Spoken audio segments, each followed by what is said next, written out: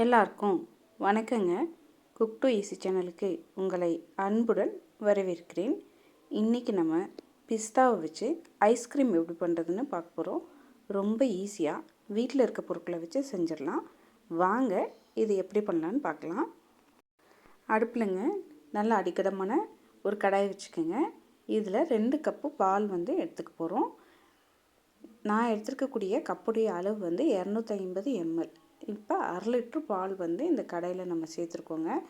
சேர்த்துட்டு மீடியமில் வச்சு பாலை நல்லா காய்ச்சிக்க போகிறோம்.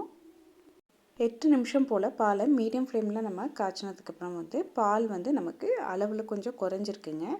இப்போ இந்த ஸ்டேஜில் என்ன பண்ண போகிறோன்னா, நம்ம இந்த பாலில் ஊற்றுறதுக்காக கார்ன்ஃப்ளவர் எடுத்து வச்சுருக்கோம். 1.5 டேபிள் ஸ்பூன் அளவுக்கு கார்ன்ஃப்ளவர் மாவு எடுத்துருக்குங்க. அதில் 3 டேபிள் ஸ்பூன் அளவுக்கு பால் விட்டு நல்லா நம்ம கட்டி இல்லாமல் கரைச்சி எடுத்துக்க போகிறோம். அதே சமயத்தில் இந்த பிஸ்தா ஐஸ்கிரீமுக்காக ஒரு பிஸ்தா பொடியும் ரெடி பண்ணிக்க போகிறோம்.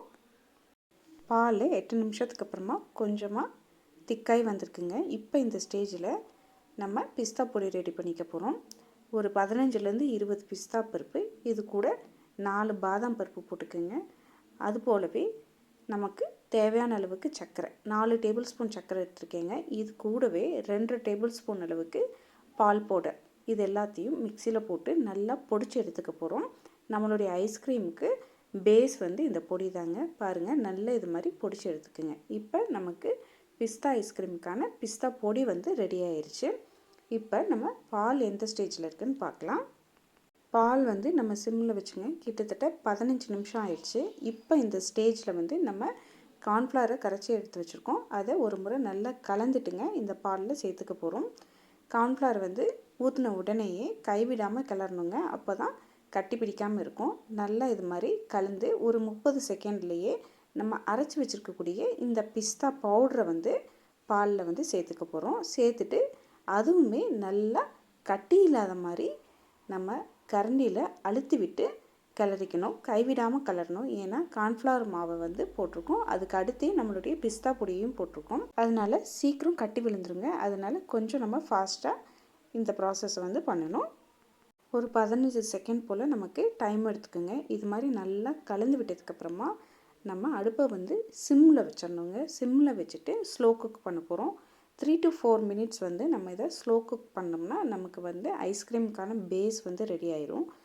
இப்போ இந்த ஸ்டேஜில்ங்க நல்ல வாசனைக்காக 1/2 டீஸ்பூன் அளவுக்கு ஏலக்காய் தூள் நம்ம இங்கே சேர்த்துக்க போகிறோங்க. இது கூடவே நம்ம பிஸ்தா ஐஸ்கிரீம் செய்கிறதுனால இங்கே க்ரீன் கலர் ஃபுட் கலர் நான் இங்கே சேர்த்துக்க போகிறேங்க. இங்கே கலர் உங்களுடைய விருப்பம். தேவைன்னா நீங்கள் சேர்த்துக்கலாம், இல்லாட்டி நீங்கள் இந்த ஸ்டெப்பை தவிர்த்துக்கலாம்.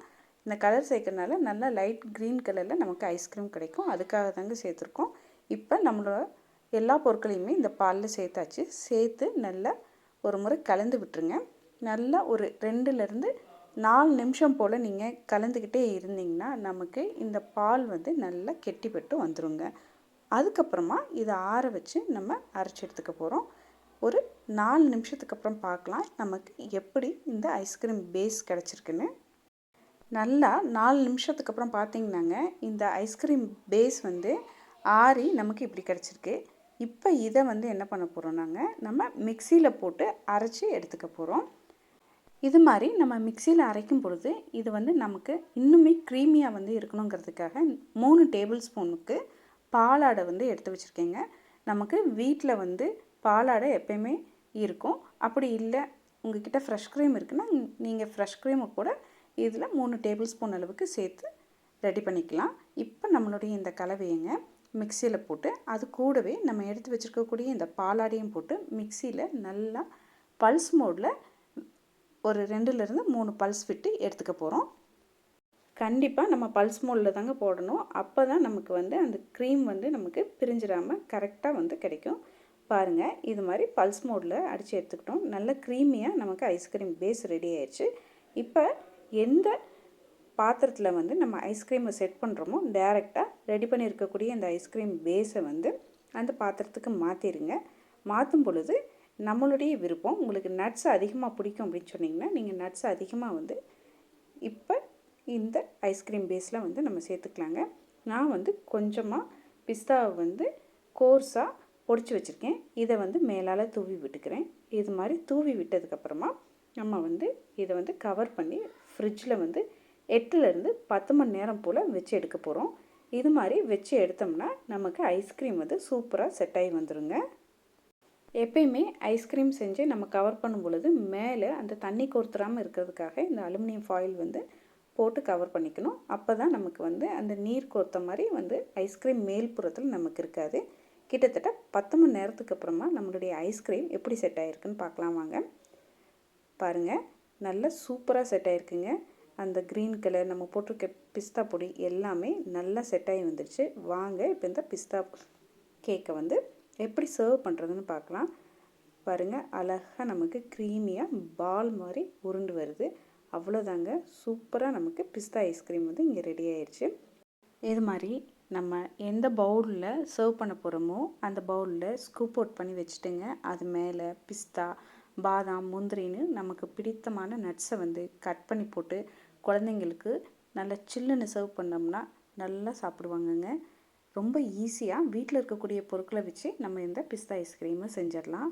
நீங்களும் இதே அளவுகளோட வீட்டில் ஒரு முறை இந்த பிஸ்தா ஐஸ்கிரீம் ரெசிபியை செஞ்சு பாருங்கள், சுவைத்து பாருங்கள். கண்டிப்பாக உங்களுக்கு சுவை பிடிக்குங்க.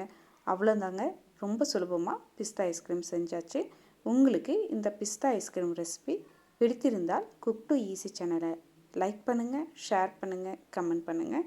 மறக்காமல் குக் டு ஈஸி சேனலுக்கு சப்ஸ்கிரைப் பண்ணிக்கோங்க. வணக்கங்க.